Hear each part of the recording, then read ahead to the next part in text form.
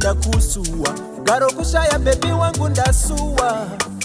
mikodze pachitsuwa ndichikupikira baby yauzombosuwa ndaenda kundosunza kuti tiwane ugaro wemumaguta ndichifondokera ndaramo ine kuguta rudo rwangu usatisa nemaguta guta mwekiwa ndatambura kunira mutambula nekupamura munyamba kutambura nekufunda mvura asine mashoko evanu ndatambura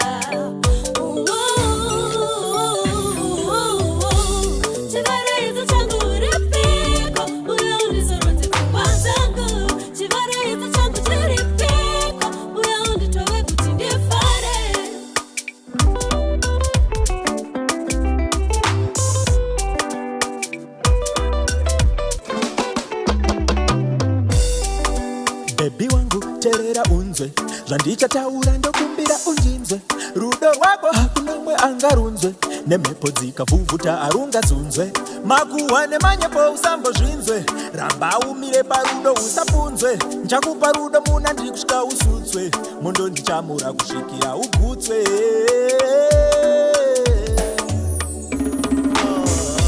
ndiri kushandirawo muya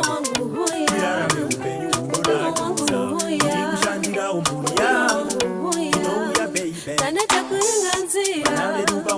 upenyu irarame upenyu hwakanota irarame upenyu hwekutyaira chirira baby kushandirawo muya irarame upenyu kushandirawo muya inouya baby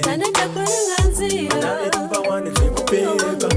irarame upenyu hwakanota irarame upenyu hwekutyaira chirira baby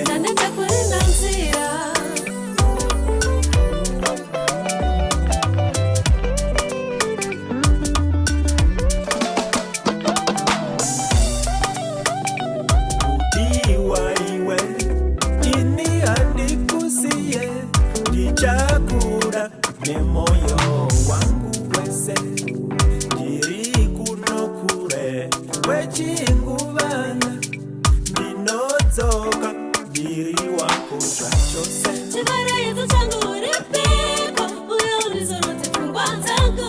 chivarayedzo changu chiripiko uyo unditove kuti ndifare chivarayedzo changu uripiko uyo undizorotse pfungwa dzangu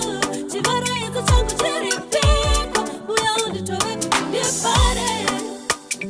ndinodzoka ndiri wako zvachose